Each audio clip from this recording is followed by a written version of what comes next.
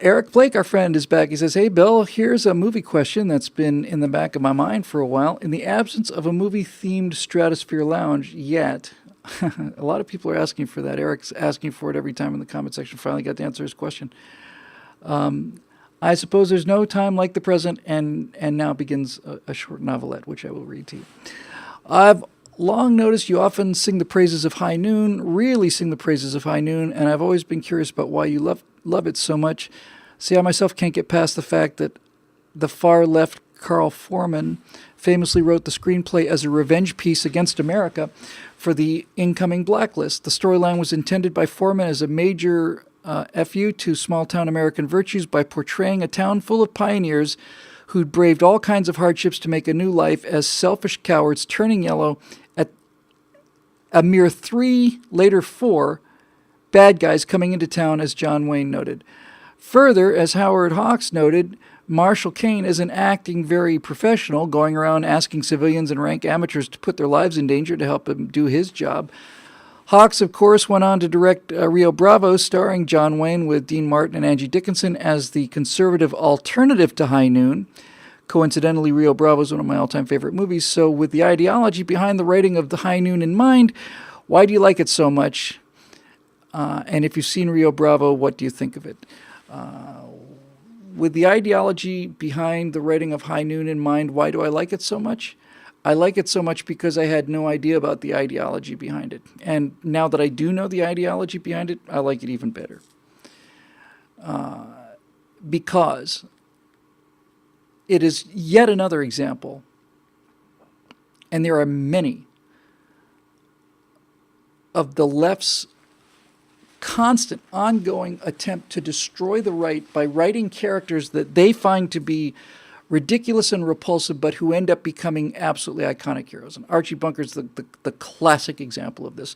Norman Lear made Archie Bunker into the racist, stupid, ignorant mouthpiece that for his father, who he felt the same way about. And Norman Lear and the writing staff and all the liberals who made All in the Family spoke through Mike Stivic. And this was the plan. They intentionally made Archie into a bigot, and they intentionally made Mike into a real progressive guy. And as always, it blew up in their faces where the American people loved Archie Bunker and hated Michael Stivic. And they didn't love Archie Bunker because he was a racist, because they knew he wasn't a racist. He had obsolete ideas about things, and he had ideas that you certainly would describe as racist, but he wasn't a genuine racist because he doesn't have Lionel in his house, and he's not constantly complimenting Lionel on things if he's an actual racist. They were making fun of the fact that Archie was on a level, didn't get the mockery and all the irony that Lionel was laying on him as a result of these ideas that Archie had grown up with, but Archie wasn't a racist. You don't invite Sammy Davis Jr. to your house if you're an actual racist. Now, people understood that. They understood that Archie Bunker had heart, and that he was wrong about some things, but that his heart was in the right place. And furthermore, the liberals that wrote that show could not escape the fact that Michael Stivic had to be a student, and that the only reason you have a show called All in the Family is because Archie and Mike are forced to live under the same roof with Edith and, oh, for the love of God. I'm not going to look. Gloria.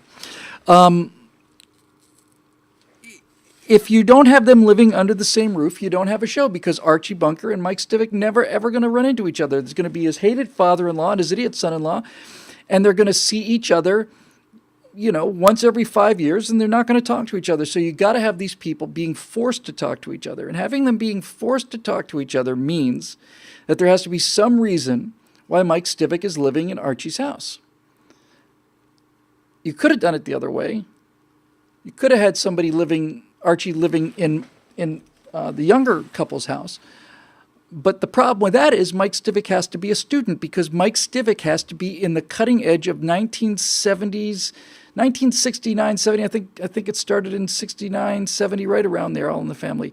In other words, Mike Stivic has to be a student, because Mike Stivic has to be able to bring all of this progressive ideology that Norman Lear had into Archie Bunker's living room, which was America. So there you go.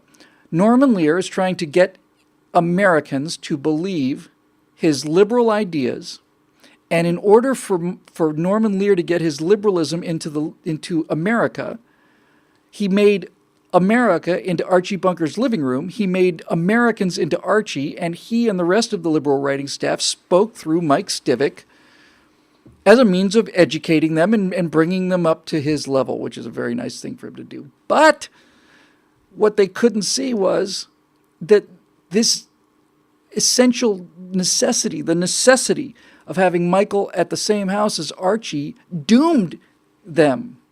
And it doomed them because Mike Stivic, for however many years, was a leech who lived off of Archie's hard work. Archie had to get up every day at 5 in the morning and be down at the loading dock at 6, probably 6:30, something like that. And by the way, a guy who works at a loading dock's not a Republican, but whatever. So whether it never came out and spoke it, I don't ever recall ever, because I think this would have been the end of the show. It's an interesting thing I never realized about All in the Family before. It's shocking, actually, when you really think about it. I cannot remember a moment in All in the Family where Archie Bunker threatened to kick Mike out of the house. I don't think he ever used that weapon against him, which was, of course, his nuclear bomb. That was his, Michael's calling him a racist every day. Archie could have said, there's the door. Go live on the street. I don't recall that he ever used that threat. He might have, but I don't recall. I certainly didn't use it a lot. And that was also, on some level, noted by the American people. That Archie Bunker, the person we're supposed to, if not hate, then at the very least be ashamed of and feel real disgust for, gets up 5 days a week, goes to work early in the morning.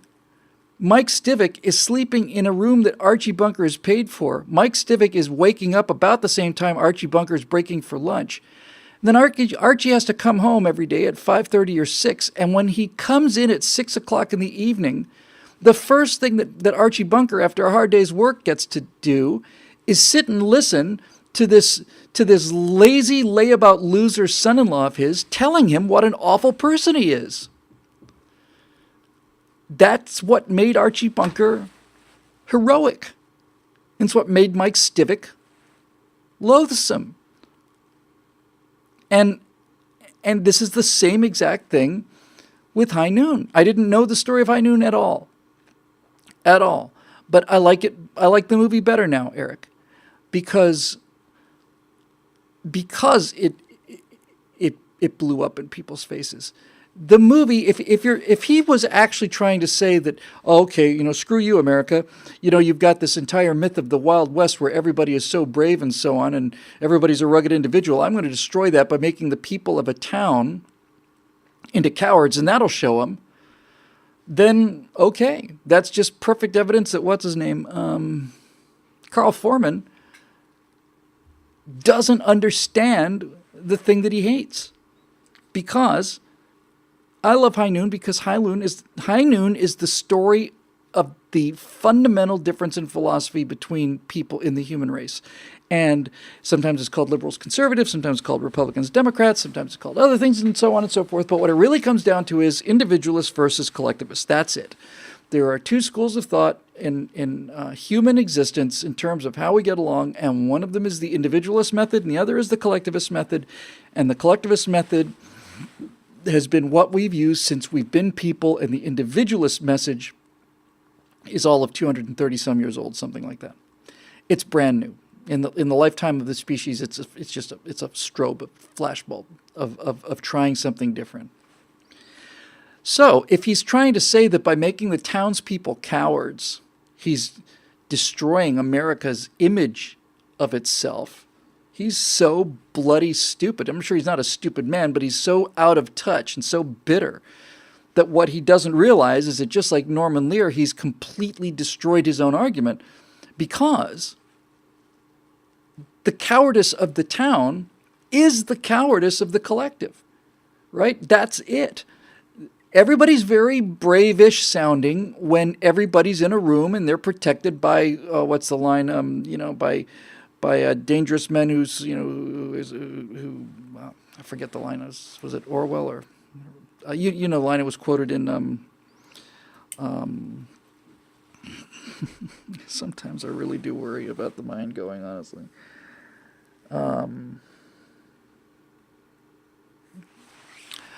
You can't handle the truth. It was C.S. Lewis or somebody. Anyway, what High Noon shows is that the individual is braver than not just any number of the collective, but braver than the entire collective combined. Furthermore, it's the sheepdog story, right? I mean, it's the sheepdog story in a nutshell. Outside of the town, the people are sheep. They're very kind, and they're well, when I say kind, I mean they're not murdering each other, and they get along like all townspeople do. And like most people, a few good men, thank you. Like most people, the townspeople are not particularly heroic because they don't have to be. It's not their job. So they're the flock of sheep. And circling around are these 4 murderers, and they're going to come and damage this town. They're going to come in and start eating these sheep. And the only thing that can stop these wolves are not sheep, but sheepdogs. In other words, wolves that have been domesticated, but are still essentially wolves. They've got fangs and they've got claws. And they know how to use them. So High Noon is making the case that, thank you, we sleep soundly at night because rough men stand ready to visit violence on our behalf. Yeah. So the townspeople sleep soundly at night because there's a sheriff. And when the sheriff is outgunned and outnumbered and he needs help, the people that he has been risking his life for this entire time aren't interested in paying back this debt. They're not interested in it at all. And this is another way that you're essentially glorifying, and rightfully so, law enforcement personnel. What you're basically saying is, here's a man out there who's ready to not only lose his life, but make his wife an orphan, his wife a widow, and his children orphans, and all the rest of that stuff. He's willing to do that every day for people that he doesn't know. But would all of them together be willing to take some portion of risk to protect him? Not a chance. Not a chance. So, it's the most American story there is. It's about one man's individual heroism when it's called for. And this goes back to this idea that I've heard Twain speak about so many times, and others as well. But it's that idea of moral courage. And I know I've mentioned this probably 5 times on the show already, but it's been 5 years, so here it comes again. Twain wrote an essay called The United States of Lyncherdom, where there was a lynching in Missouri, in his home state. I think it was the first one, and he was so disgraced by this and so disgusted by it. It was all about this whole thing. But basically in that essay, he talks about this. He talks about them like some sort of breed, like it's almost like a special kind of lion that occurs, once in every 100,000 births or something like this. But he's right about this. Twain says, because Twain grew up, he was there. Twain said that when there's a lynch mob and they've got a black man with a rope around his neck and the whole town is pushing him through the street to get him to a tree where they're going to hang him and lynch him. Twain said if there's 100 people in that town, there's probably only 2 people that really want to lynch the guy. And the other 98 do not want to be seen as the person who doesn't want to lynch the guy. They don't want to be seen as the people who are not on the team, So they're just doing what they think they should be doing. They're so terrified of the censure and opprobrium of their townspeople that they are willing to go along with something that, at the very least, they're not enthusiastic about, and in many cases are probably disgusted about. So, what Twain says is there's a lot of physical courage, but what about what about the kind of courage that is the moral courage? And he names them by name. He gives names of like either federal marshals or Texas Rangers or so on. He names 2 or 3 of them. He says they're worth their weight in gold. And, the species wouldn't be here without them. And he says men like this can walk into a crowd of 100 armed men at nighttime with pitchforks, with their blood up, and all of that kind of mammalian kind of, primate sort of death fury that happens. And that certain men, through their confidence in their bearing, it's not to say they're not afraid, it's just that they're so sure of the justice of what they're doing. Certain rare individuals can walk into a crowd, stand on a street in front of a lynch mob, unarmed, and even probably without a badge, and basically say, stop. And the people say, get out of our way, Marshal, because we're going to hang this guy and we don't want to hurt you. And he says, well, I'm not going to get out of your way. And if you're going to hang that man, you're going to have to kill me first. And I'm going to take you with me and maybe a couple of others as well. So let's get to it. And they turn around and walk away. And they let the guy go. Because that is the essence of the individual ideal. There's the everybody I've ever heard, every philosopher ever commented on the 7 cardinal virtues. All of them, C.S. Lewis and virtually all of them, say that the primary virtue of all of them, the number one virtue, is courage, because without courage, none of the other virtues can exist. You can't be a good person unless you've got some courage. You can be a good person when everybody else around you is good, but when everybody else around you is good and you're nothing but safe, you become a bad person. I saw this somewhere on the web. Somebody quoted it. It should be the title of my biography. It's Bad Times Make Strong Men make good times make weak men make bad times. There you go. So, yeah, Gary Cooper is the essence of the individual. And there's another thing, too. You're guessing Bill is a Deadwood fan, Tim Morris at USA. You are correct, sir. Deadwood is my favorite TV show.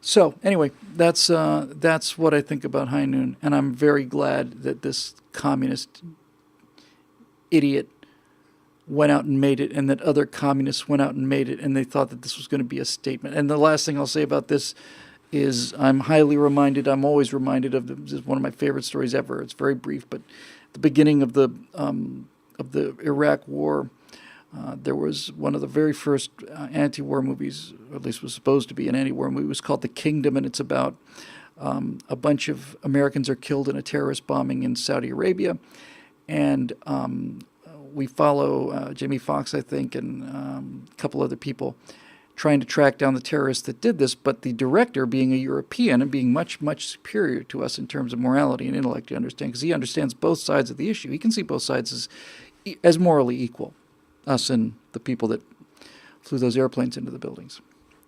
So he develops the terrorist's backstory quite a bit and gets some sympathy for him. And during the preview of this movie, at the end of it, the Americans find out where these terrorists are. And as I say, we've got to learn that these terrorists are human beings with actual families and actual beliefs too, and all the rest of it. And the Americans find out where these guys are and burst in there and just start shooting them all dead. And the audience goes crazy, cheering and applauding. And the director almost gets out of his seat and says, no, you're not supposed to be cheering at this. You're not supposed to be laughing at this. No, you're not supposed to be this. You're supposed to be crying now. You're supposed to be crying because of this huge moral injustice and the cycle of violence and all the rest of it, blah, blah, blah, blah, blah, blah, blah, blah, blah. But no, people saw the good guys winning and they cheered and thought that was absolutely epic. I think I'll do 2 more.